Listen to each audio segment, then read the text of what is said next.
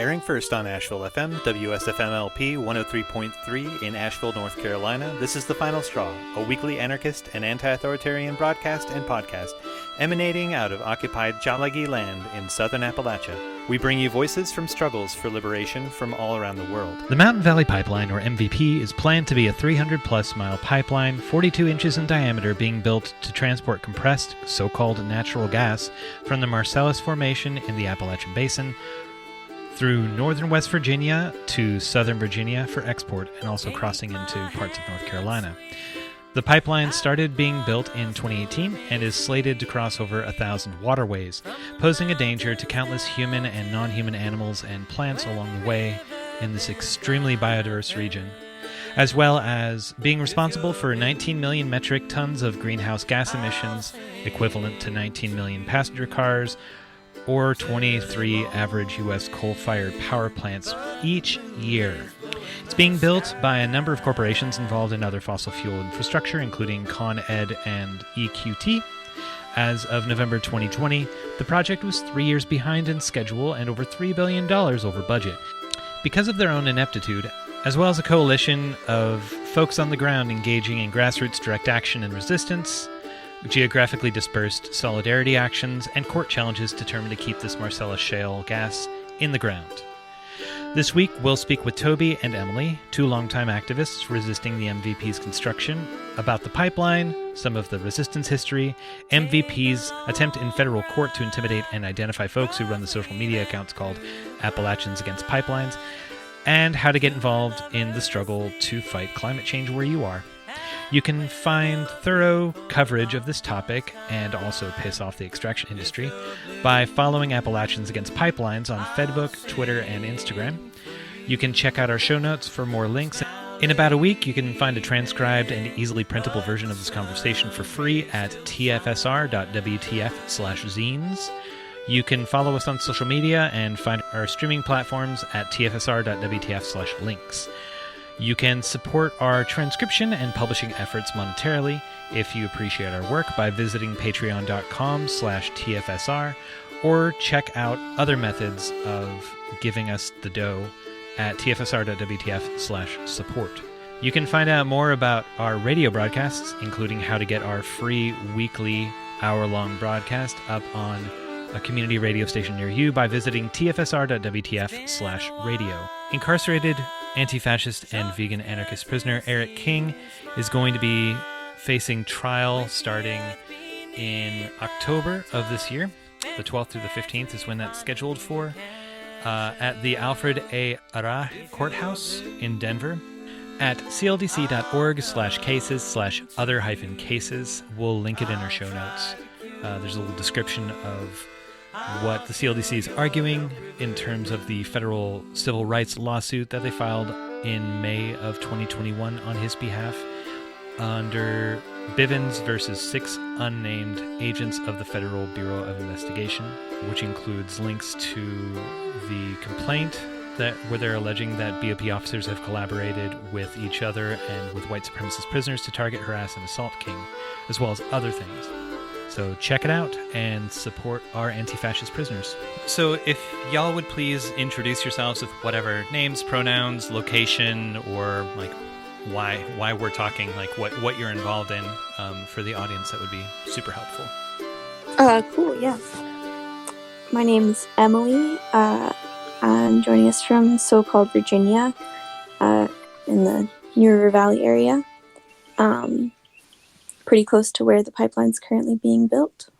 I'm Toby. My pronouns are they, them. I am in also so-called Virginia, pretty close to the New River Valley, and also very close to where the pipeline is currently being built. This pipeline that we're talking about is the Mountain Valley Pipeline, and I'm wondering if y'all could maybe tell us a bit about the planned MVP, what's been built so far, the path that it is planned to take, what it'll be carrying, just all the like logistical stuff about that, as it is up to this point, maybe like what the investment company behind it's called.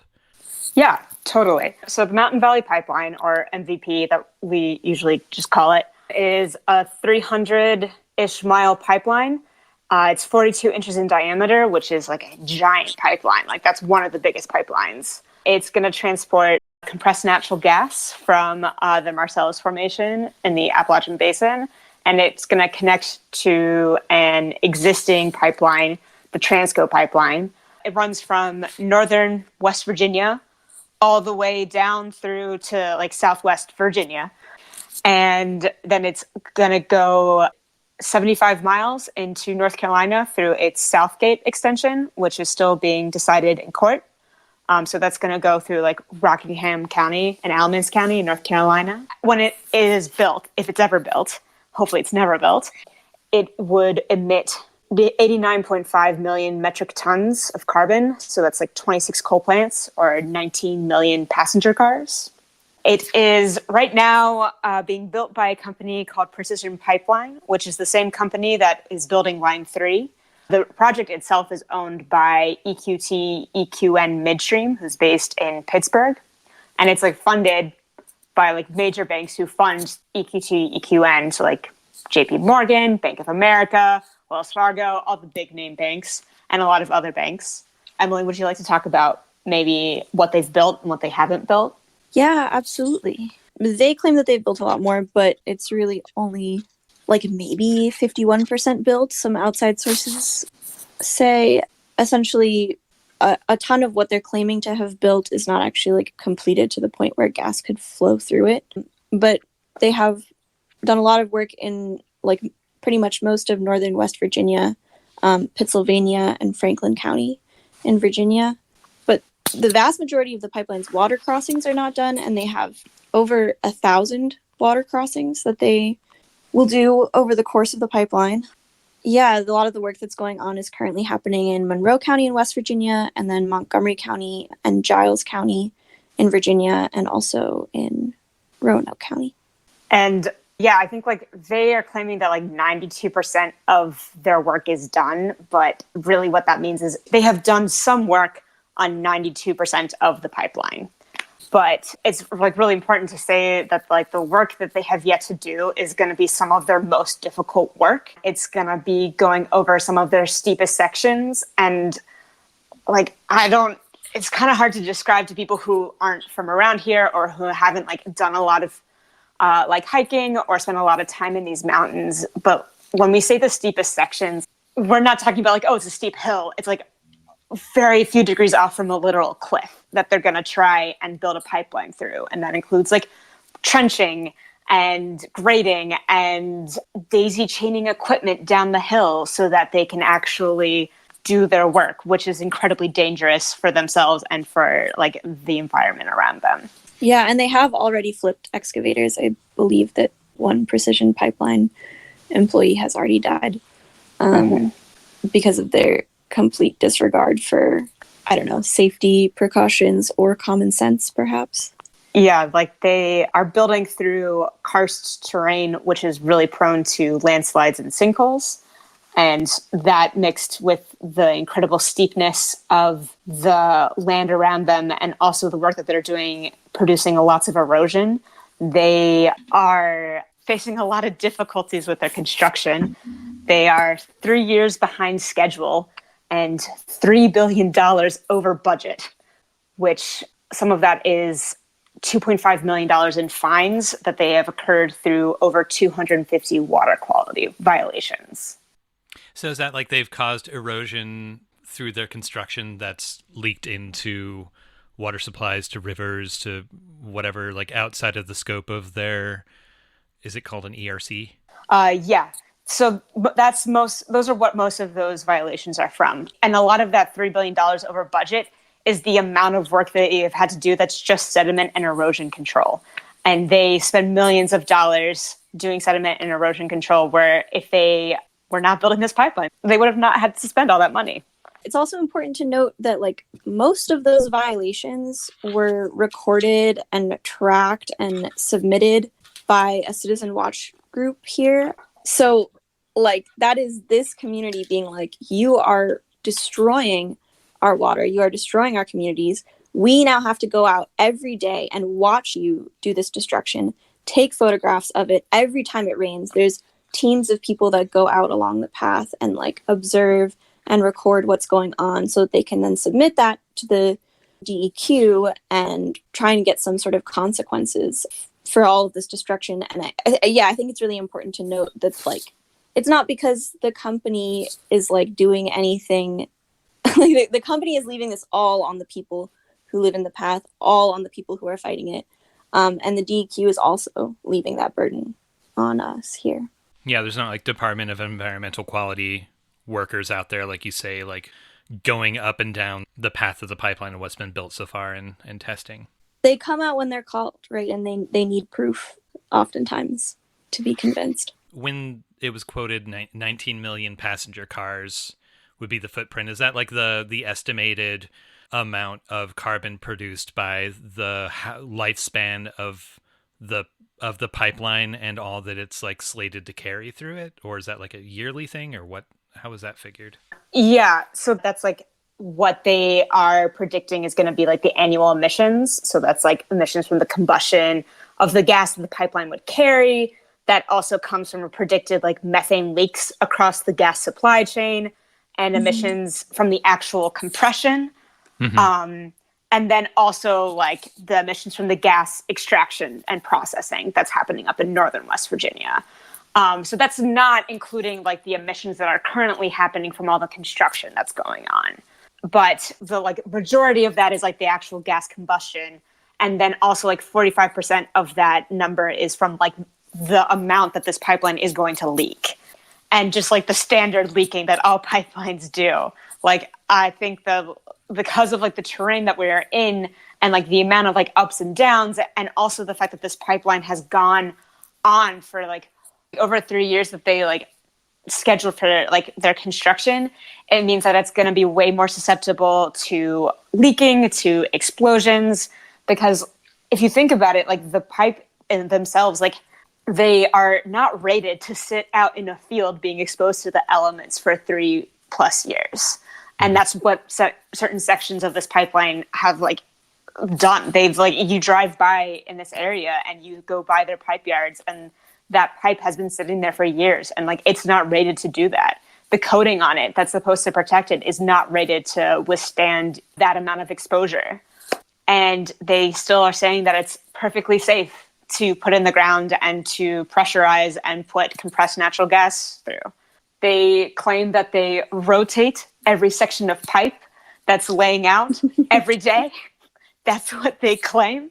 They don't do that at all. But that's what they claim that they're doing to like their shareholders and to like all the regulatory agencies. So besides the weight of the methane leaks, all those other elements that you described along the 300-mile path, like there's also the what is like the imminent threats to the viability of streams and waterways and aquifers that it's like traveling through. And that would seem like that would also require constant vigilance of people in the communities along that 300 miles to be watching for breaks or for spills or for leaks, just so that they're not drinking poisoned water. Totally. As Emily was saying, there's like over 1,000 water crossings that they are going to do. And that does not, as you said, does not like begin to describe the like aquifers that it passes through and how many people along the route like get their drinking water from wells that would be impacted by spills and leaks. Karst terrain is like a natural like filter, and like a lot of people do have wells to those aquifers. And if anything were to happen, if there was a break in the line or a leak, then you are looking at people losing access to clean drinking water. And like we're in Appalachia, like that's not a new thing for people around here. Like that's not a new occurrence. Like this region has a long history of being like a sacrifice zone for the fossil fuel extractive industries, and those industries poisoning their drinking water and their well water. So like that's not new, but that is still doesn't make it right. Doesn't make it right. Yeah. And I think something also on that is that it's already happening, right? Like we're talking about leaks, and that's totally a huge risk of this project, but just the construction itself, because of the geology in the area, because of the karst terrain, people have already lost water just from the construction. And yeah, like we know people whose wells have dried up, and that can't be undone. Like they just recently pierced a pretty big aquifer that feeds all of the families that live on an entire mountain. And they denied that they hit that aquifer, but because the water tables here are so complex, which is what leads to those sinkholes, and because it's so complex, if you hit the groundwater, like there's no way to know that how far that impact will extend into the mountains.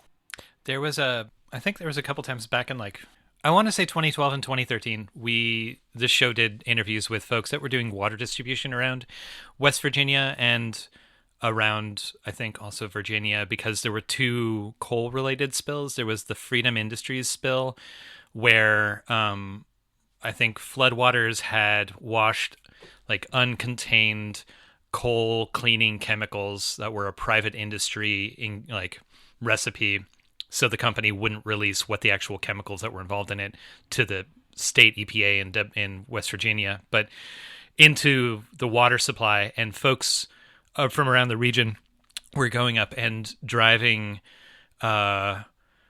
huge water buffaloes, or huge tanks, driving pallets of water bottles down in up into hollers and into rural communities, because if people are relying on these water supplies that are naturally occurring and they don't have the infrastructure where they've got a local county or city government that's actually filtering the water, that even if it could filter for some of these chemicals and some of these toxins. Yeah, like was the phrase used, sacrifice zone in Appalachia. This is a clear example in the last decade of when industry destroys people's ability to drink water. People, that's excluding all the other living beings that live off of these water supplies. But I can't imagine watching 300 miles worth of one of these pipelines and all of the impacted communities who are going to be left, not only where poverty in some cases is endemic, but also the poverty is where people are lacking easy access to transportation, let alone going and finding another source of water. Poverty aside, that's just going to be a huge problem for anyone, whatever their level of wealth is. But with how isolated people live up in these mountains, it just seems like a really huge weight to put on, just so that some corporations can extract this stuff that we already know is destroying the ability of humans to live comfortably on this planet. Yeah, exactly. And it's also again, Emily's making the point that the burden of finding out whether or not your water is contaminated rests solely on you as a person who lives in this region. There's no responsibility of the company after they built this pipeline. There's no responsibility of any of the shareholders, or none of those people are going to care about the folks who are left after this project is completed, if it's ever completed.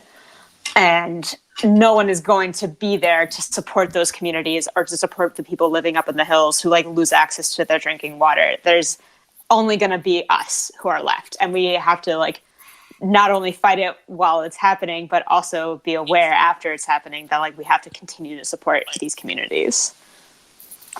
Yeah, I remember back when the pipeline was, first announced, and there were a ton of community hearings that people were showing up to just in droves to be we do not want this. Let's make this very clear from the beginning. We do not want this pipeline. We think it is a bad idea. We think we will be put in harm's way because of it. And they were absolutely right about all of that.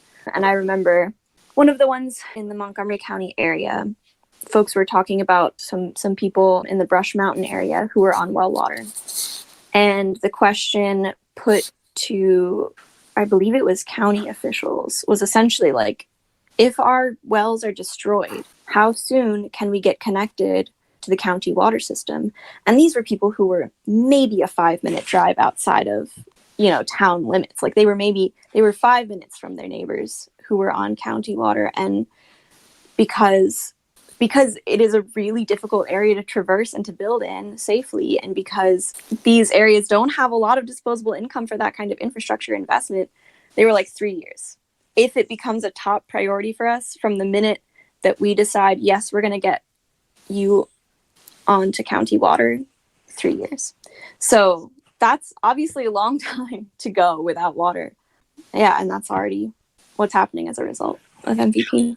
I don't know if you know the answer to this, but when people are resisting pipelines being built and they go over schedule and they go over budget by about years and billions of dollars, if they're just figuring that that's like a normal part of the loss of the possible profits that they're going to be making, or if they're contractually obliged to continue building it, because they do, projects do stop because of resistance. For instance, the ACP, right? As far as I know, went just so far over budget and there was so much resistance at so many points that they just scrapped it, which is an amazing story of success. But is there government subsidization, like in the form, like with the federal government stepping in and saying we need energy independence, and so we're going to fund projects like the MVP that's keeping it afloat, or are the hedge funds just so awash in money that this is an acceptable loss for them? It's a tough question.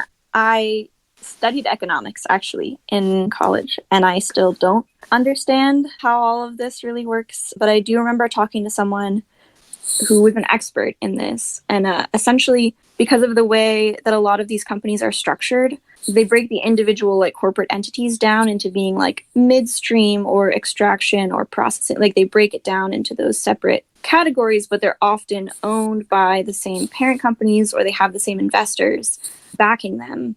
It's this interesting sort of shell game where you really can't follow the money very well. And of course, they also do really shady things like just straight up not pay some of their contracts and not pay some of their workers. Like that'll happen too along the way. But what I remember from that conversation with her, and we were heading into like a meeting with the governor or something, and she was explaining to me essentially that you don't actually have to have any gas flow through a pipeline for midstream partners and shareholders to make money off of that pipeline. It is such a bizarrely built industry and such an absolutely shady thing through and through that I do not understand where the money comes from most of the time. And it seems to be a real like confidence game where people invest in this. And then because people are investing, other people see it as a good investment and invest in it. It's got the smell of a Ponzi scheme, and I can't say that I know enough to get any more specific than that. But she really was. She was like, no gas has to flow through a pipeline for the people building it to make money off of it. And that took my breath away. I think about that conversation all the time. I wish I could find her and have her really like spend a couple hours explaining it to me. But the industry is so craftily constructed.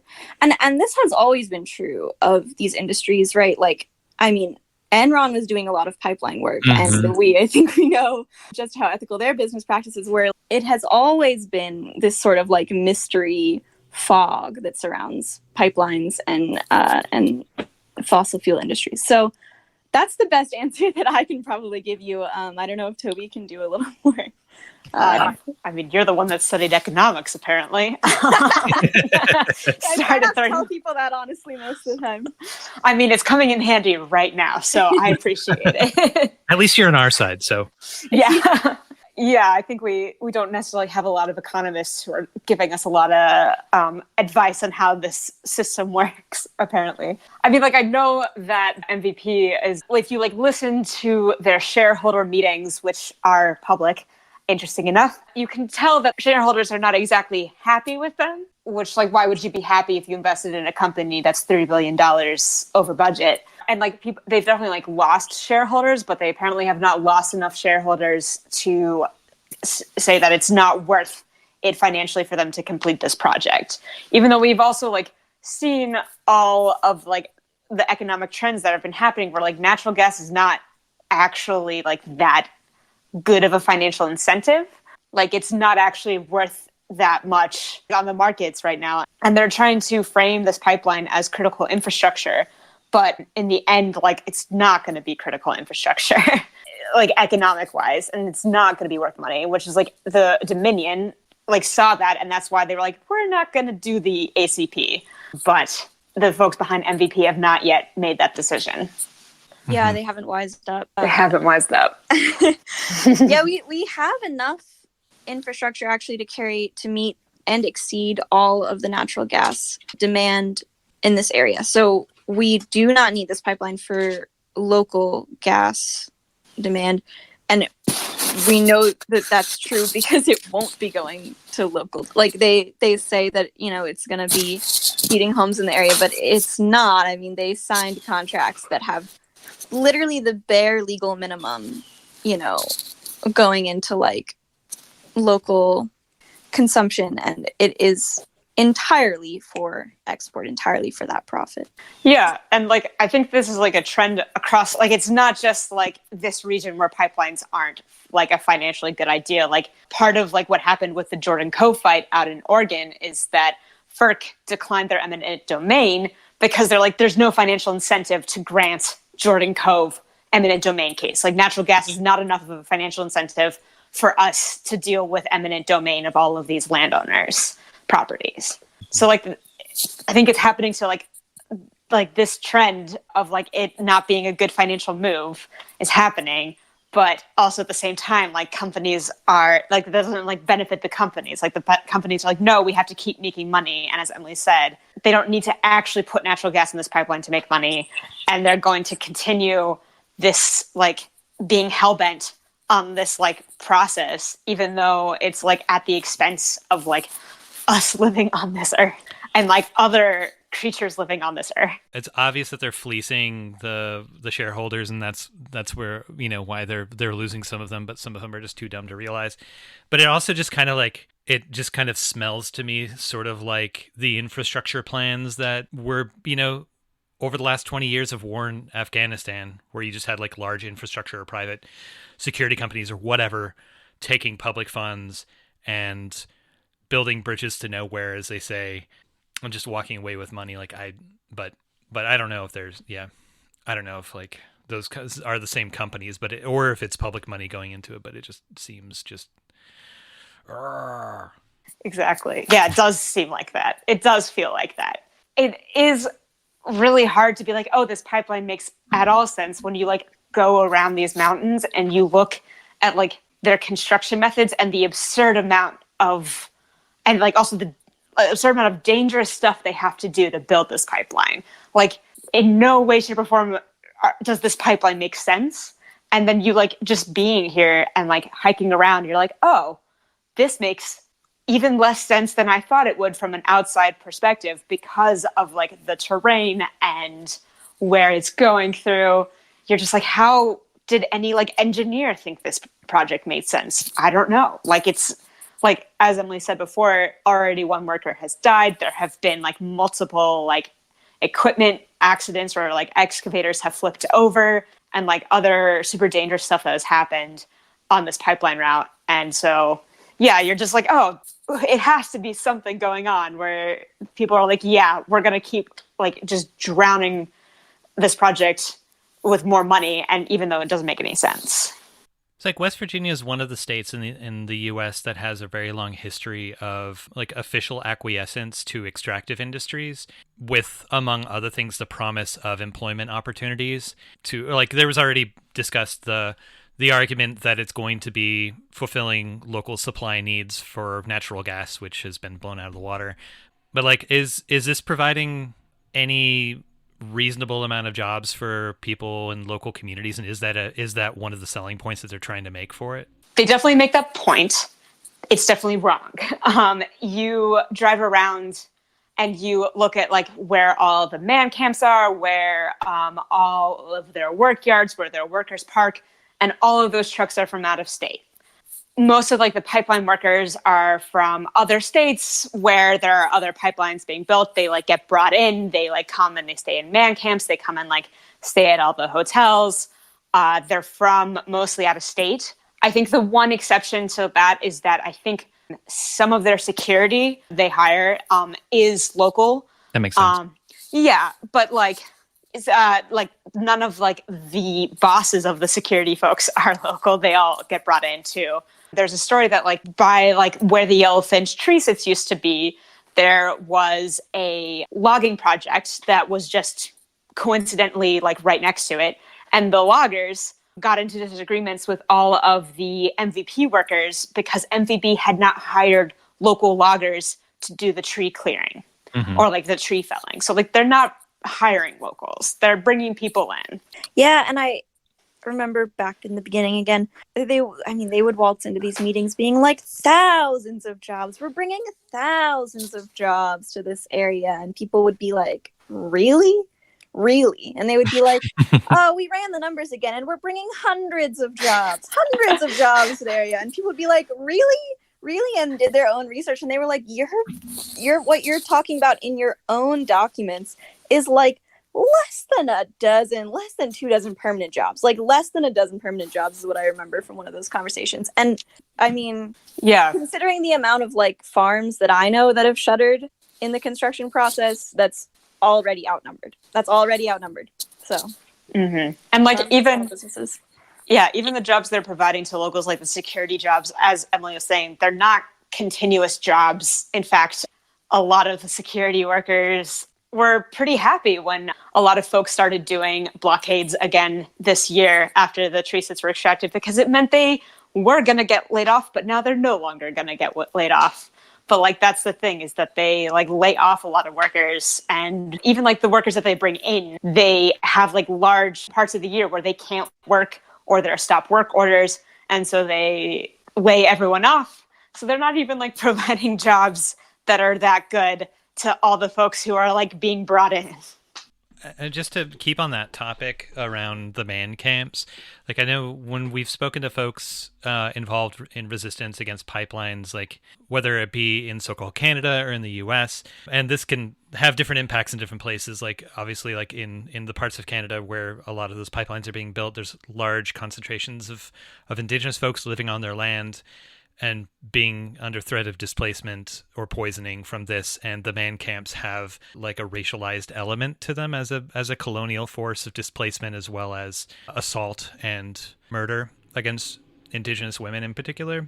But like, I wonder if there's some commonalities of experience around the man camps, as they're called, along the MVP, if there's like any sort of like, I would imagine, and I've heard this sort of thing before, that there's at least higher like incidences of people transiting COVID because people are traveling back and forth over such wide distances and maybe don't give a fuck about like infecting locals at the hotel they're staying at or the restaurant they're eating at. But are there higher concentrations of like assault around those spaces, or like other concerns outside of the job site?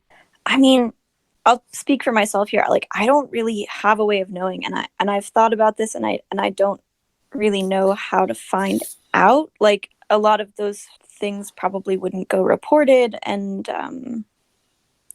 I mean, we know for a fact that a lot of the man camps up north at Line 3 have recently been caught in sex trafficking, have recently, been revealed as being sex trafficking rings. And again, they use precision pipeline, we use precision pipeline. Like, there's no way that it's not happening, I guess is what I'm saying. But I can't necessarily speak to like specifics of sexual violence around here.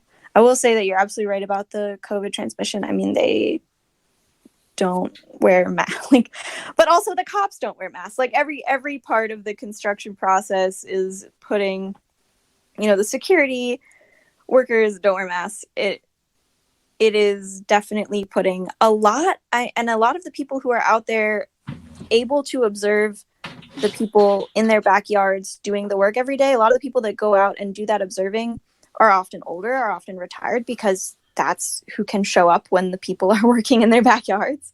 Mm-hmm. And so it's a lot of older folks who are in close contact with these people who have no regard for their safety, none whatsoever. So yeah, you're absolutely right about that. I guess getting back to the scripted questions. Thanks for going off so much with me. Can you all talk a little bit about some of the history of resistance to the MVP, and like with those old folks whose backyards are being despoiled by this? Who are some of the folks or communities that are resisting the pipeline? Emily, would you like to start? You mentioned earlier that you're like have been doing this for like 7 years. Oh gosh, yeah. Yeah, I mean, from the beginning, it's always been a really like cross demographic group, I suppose. It's actually, like, to me, been really beautiful being part of this community of resistance, because I don't think I've been in a lot of other spaces that are so like multi-generational, across like many different, faith backgrounds, just like geographically widespread. People really come together to show up for each other in this resistance. Yeah, so that's been true since the beginning. I guess, when we talk about the people who've put their bodies in the path of the pipeline, it's a lot of young people, it's a lot of old people, it's students, it's grandparents, it's people from far away that know that this pipeline is going to impact their futures and their loved ones' futures. It's people close by who have already lost their water, or who, also recognize that it's their future. Like, it's such a incredibly urgent and far-reaching crisis that everyone is touched by it. And I think because of that, everyone really turns out for it. Yeah, that'd be some of my short answer, Toby. Yeah, like, I think that what we see is we have seen like for like there's been like years of resistance, like since this project has like been proposed. People like fought it through the regulatory process for years. Like, it's been opposed since the beginning. And eventually, like, that fight like diverged, and then while the regulatory fight has continued, there's also been, for like over 3 years, a lot of direct action that has been used to resist the pipeline and to stop construction. That began in 2018 with the sits on Peters Mountain in the Jefferson National Forest, where we had folks on top of the mountain in tree sits right next to where the pipeline would be bored underneath the top of Peters Mountain, which is like where the Appalachian Trail goes. And that's like the border between West Virginia and Virginia. One of the most amazing places I've ever been. Like, I love that mountain. Like, a lot of people here love that mountain. And like, it's also like an incredibly like essential place for this region. It is a giant aquifer. It's like a place where there's like lots of different like animals and species of trees and all types of living things that are living there. And then also, like, in the same national forest, a little bit later, there was like the monopod that like blocked construction for 57 days. And that like blocked one of their access roads that they used to get to their construction sites on Peters.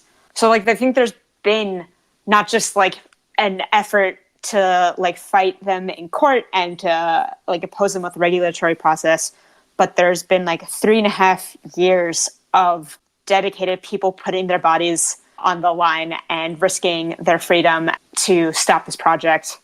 We can like keep talking about like, we're trying not to do and then this person did this and this person.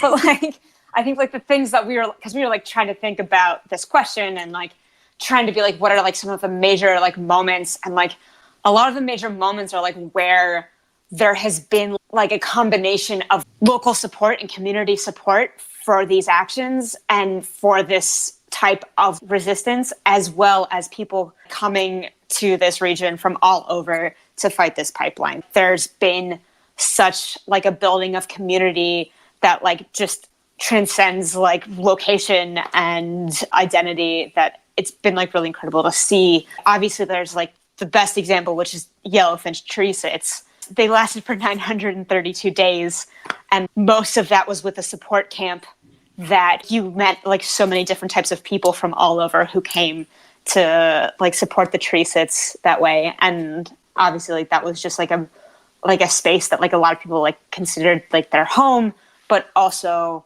was just a space to just build lots of resistance and capacity to fight this pipeline.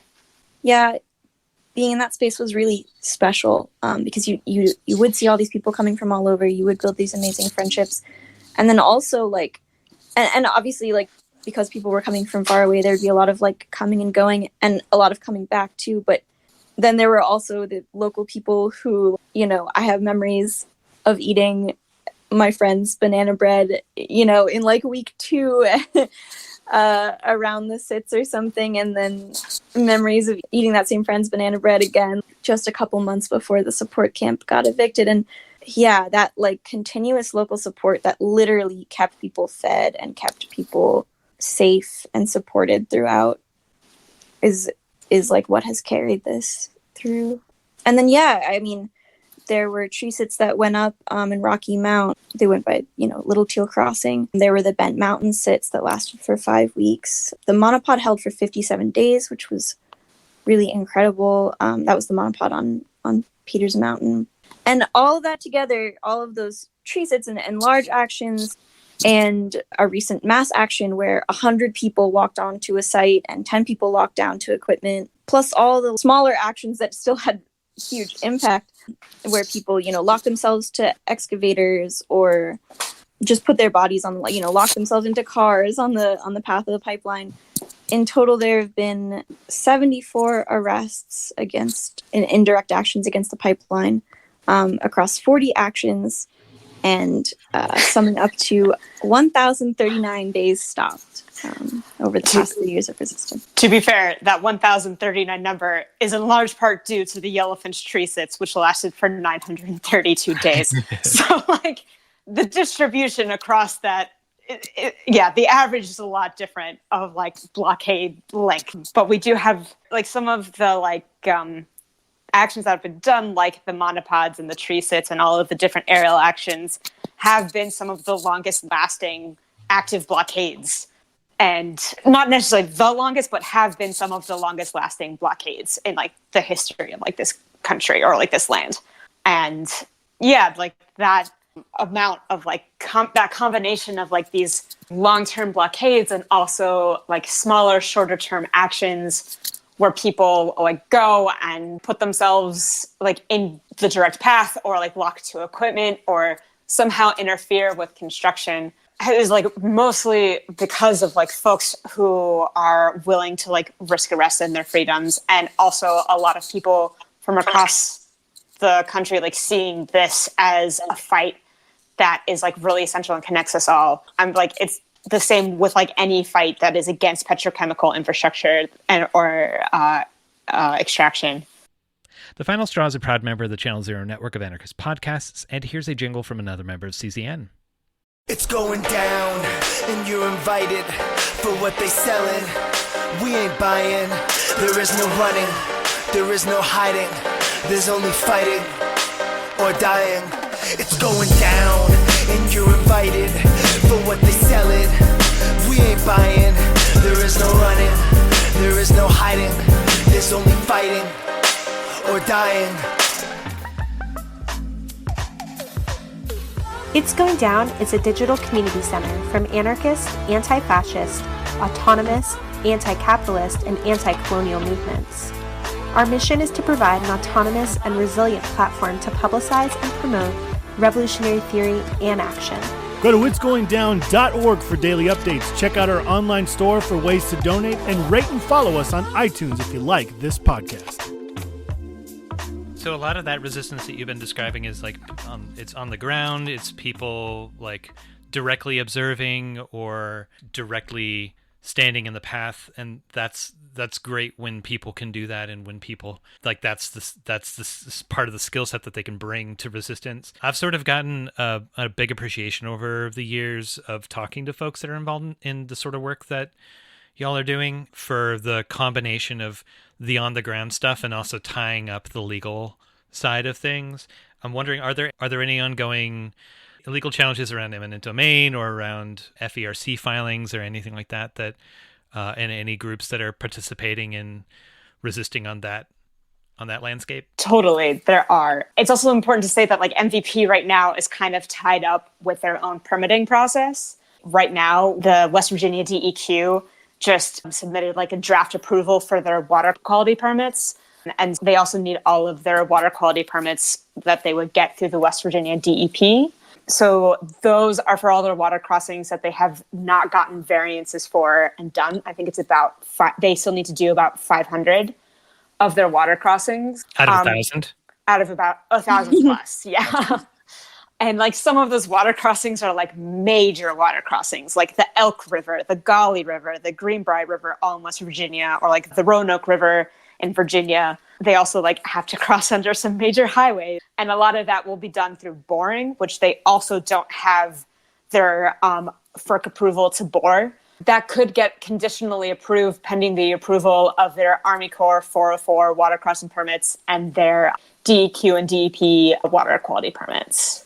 They right now were granted a new right-of-way permit to go through the Jefferson National Forest, but they can't work there until they get the rest of their water permits.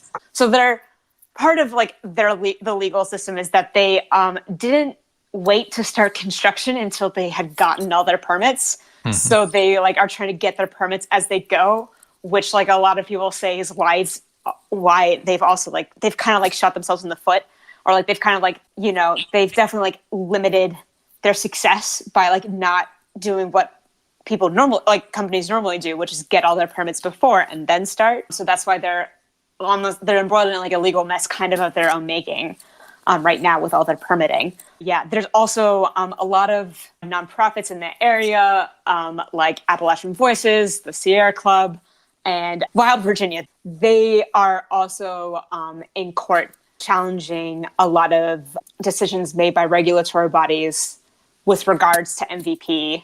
Do you want to talk more about that, Emily? Sure, yeah. Again, from the beginning, all the local experts, scientists were really clear that building this pipeline was going to further endanger already endangered species.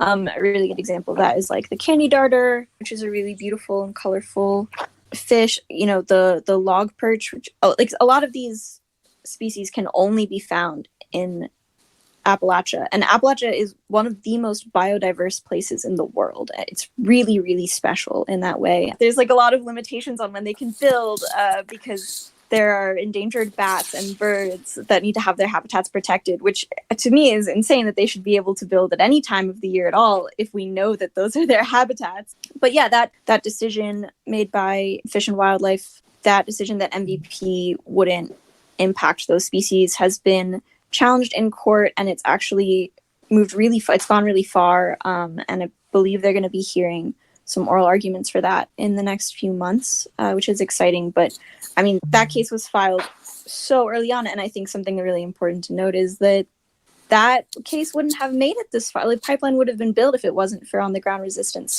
And also on-the-ground resistance would have been a lot harder if they'd been able to build across all parts of the pipeline at once. So things like the endangered species case, things like the Jefferson National Forest case challenging the Forest Service decision to let MVP cross the Jefferson National Forest, those oral arguments are also coming up. Those cases have made it so that their construction is slowed down.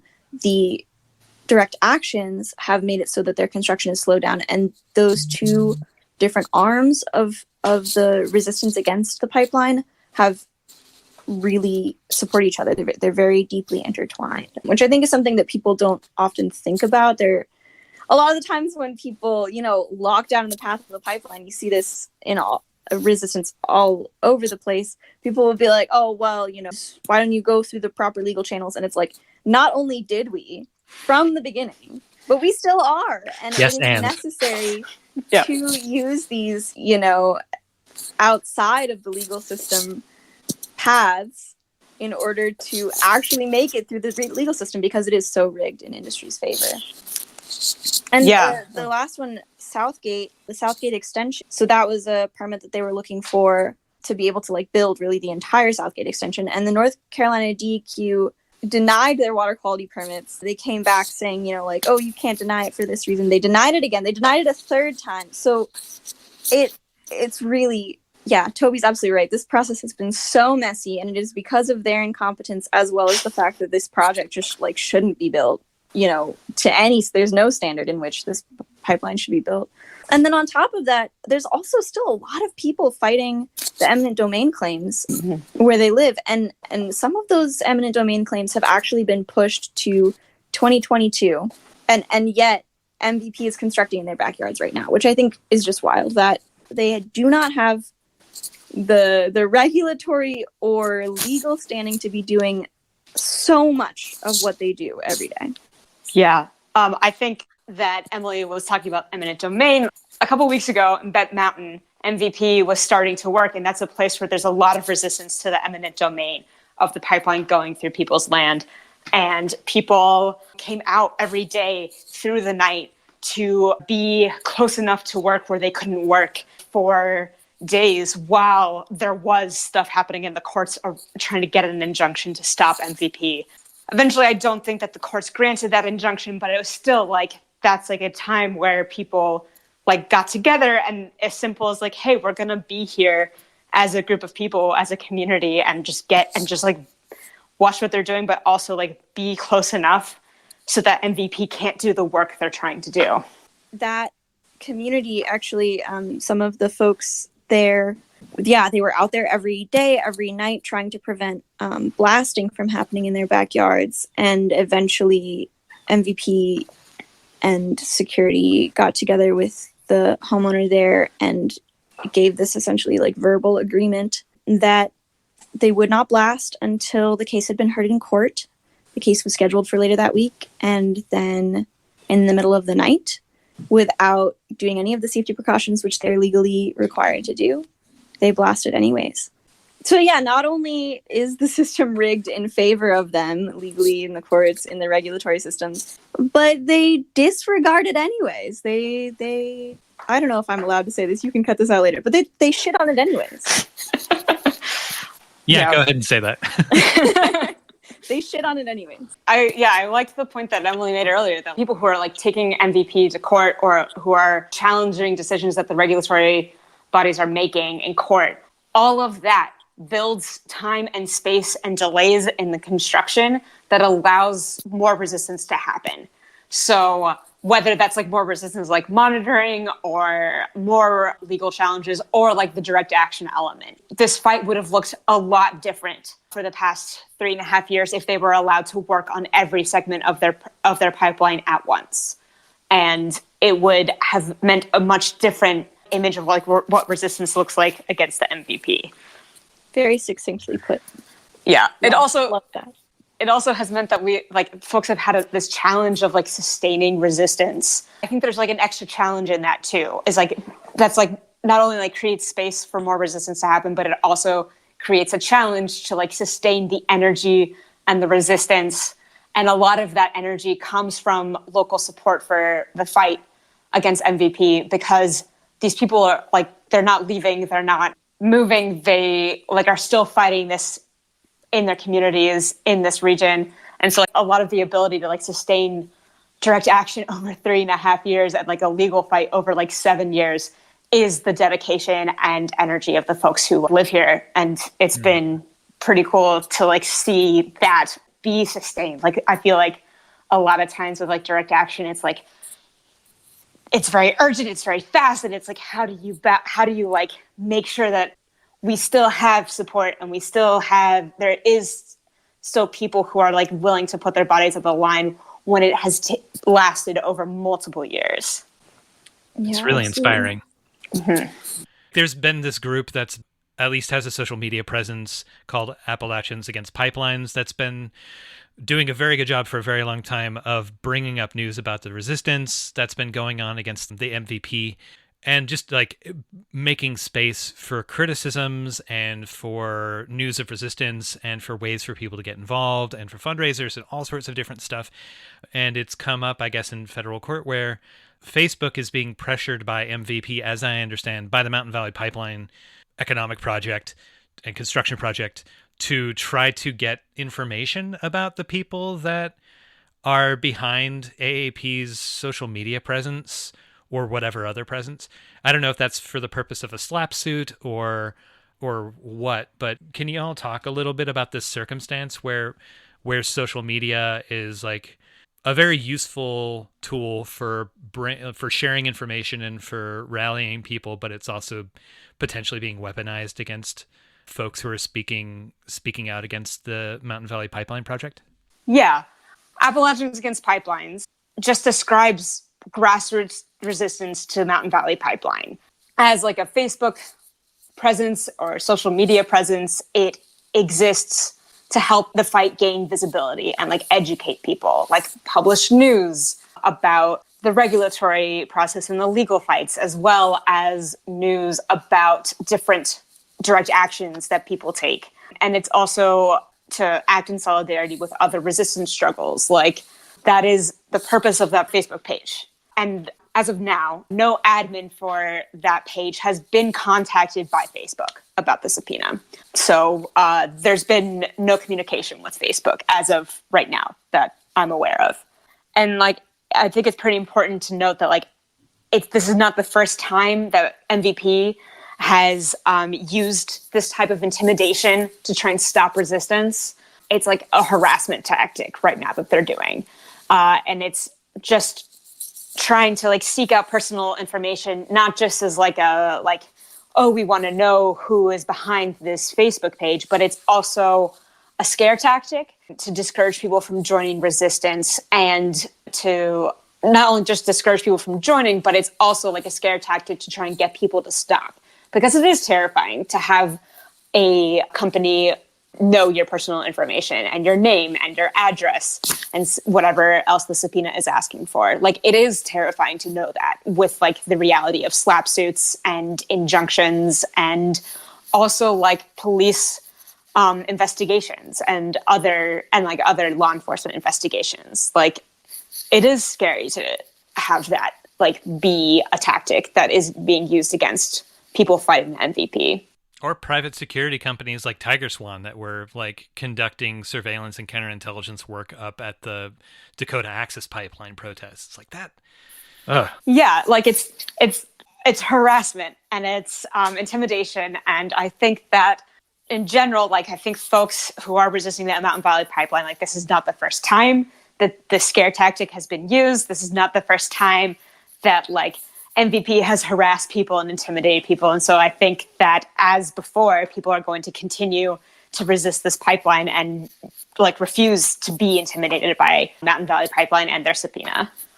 Yeah. And I would add that, you know, this is just kind of like my personal outside perspective, but it seems like a very desperate and cowardly tactic, right? Like, I think all probably intimidation and harassment tactics are, but it has this very like cowardly and disingenuous ring to it to me, because I mean, I've seen people very courageously, right? The risk is real, the threat is real, and also it's disingenuous because people have been standing up vocally, you know, with their faces and their names out in public, ready to take on those consequences from the start. And so to act now like, oh, there's this shady group behind it all is absolutely trying to disempower people in this area and everywhere who have been vocally and boldly from the beginning been saying that this is wrong, and been saying it in the face of a behemoth, of a corporate behemoth, and in the face of the state. And I think, like, in general, you see other fights have similar like social media presences, and we're like now the age where social media is used as a way of not only like getting the word out about different actions and different like fights and informing people, but it's also an incredible tool to like get inspired by other fights across the world. Like, it is how people like learn about different people resisting and different struggles, and it just emboldens everyone. Like, it emboldens people around here to like see other campaigns or other like fights going on, and what those people in like up at line 3 are doing, and like putting their bodies in the line, like how they're doing that, or like seeing the like fights going on at like Ferry Creek, or like against Trans Mountain, or like Coastal Gas. Like, all of those, learning about what other folks are doing is like incredibly important to like sustaining the fight here. So like, that's like kind of like the benefit I see of social media presences of like these types of resistances. Of course, also like more, it does like open people up to more risk. It does, because this is not the first time this has happened against a pipeline fight. It's so like just a little comment, but like, it's so inspiring to me, the correlation between the hyper localized, like, this is what this landscape is, these are the like animals that are impacted. These are the people who are being impacted. This is the landscape. And then seeing like the map dotted with projects that are similar where local people or people locally are resisting or coming from other places to go resist, and looking at the fact that like there's this web of solidarity between the groups. Like the scope of damage and threat is not just local, but it is local, and that can't be diminished, but it's also global because of fucking climate change. Like that it ties these struggles together and co-inspires them. It's just, my mind just reels at the thought. It's so inspiring. Yeah. So since President Biden has come into office, have y'all seen any changes in the pushing through of this pipeline, or any differences from the way that the administrations of Trump or Obama interacted with the project? So there was a FERC nominee put up by Biden. A lot of people say that this nominee is also a fossil fuel crony, which of course is like nothing new for the Federal Energy Regulatory Committee. And yeah, I mean, I'm sure there's like a lot of specific policy details that people could debate back and forth, but the reality is just no. Like, when you are putting your body in the path of a pipeline and the cops come to arrest you, it does not matter who the president is. And the history of this country is a history of extraction. It is a history of exploitation that has been consistent from day one. And this mega project, this massive project, this historic project really does just slot into a long line of similar, devastating, high-risk, destructive projects. That history, it's not like it has like 4 years on, 4 years off. Like, it is a consistent history throughout. Yeah, and I think like Biden has paid like a lot of lip service to like wanting to fight climate change, but as we have seen with pretty much every single politician ever, it's just lip service. It's no one is like willing to take the actions that are needed to like stop the the climate crisis. Like, no one is willing to like take like the strong enough action to like actually like limit emissions. And yeah, it's like one thing to like say when you're like trying to get elected, like, oh, I want to fight climate change. But when you are actually elected and you do nothing to stop the projects that are going to drastically impact like our world by releasing so many emissions and are so far out of the realm of like what you should be doing to actually stop climate change, then you're like, okay, well, great. Another politician saying the thing, doing nothing. No shocker, no surprise. So for folks in the southeast of Turtle Island, like in this region, how can they get involved, or how can we get involved with the anti-MVP struggle in our own backyard? Who do you want to show up, and what sort of stuff can folks do remotely to support it also in case they can't show up on the ground? So yeah, there's a lot of different ways to sort of plug in. I mean, we so appreciate all the people everywhere who have donated, who have, started their own fundraising methods, who have done solidarity actions at banks, demanding, divestment or like cutting ties. But also, if you want to come all the way to the mountains and join us, then come. We want people who are dedicated to stopping the pipeline. We would love to have you. But also, if you're not near us and there's a fight near you, join that. Like, contribute to that. All land and water defense is really connected. And if there's any abolition work or any other kind of liberation work where you are, do that. Plug into that. And that would make us really, really happy. Yeah, as you said earlier, like we like thrive off of that web of solidarity. Like we thrive in not just being like, oh, direct like help to us, but also like we thrive off of seeing like other folks in their communities like fighting for liberation, fighting for like native sovereignty over land, for like land back, against extraction, against petrochemical infrastructure. Like, we thrive off of that. And so yeah, like if you can't come out to the mountains, like join whatever fight is closest to you. 1492 Landback Lane, is an ongoing struggle in so-called Canada that is really inspiring. Line 3 has been in the media a lot as a place where tons of people, both indigenous folks and co-conspirators have shown up to put their bodies on the line to try to stop that construction. And I wonder, like, can you say anything about that struggle, and if there are other, you mentioned the some of the struggles on Ferry Creek, for instance. Like, can you talk about any like other struggles that you're taking inspiration from that are land and water defense or land back struggles that you want to shout out or inform people about it, to look for? I personally am like pretty excited to see like all the stuff that's happening in Atlanta against Cop City, and like that I think is gonna, like, I am excited to see like the like beginnings of like the organizing that's happening there, and I'm excited about that and inspired by that.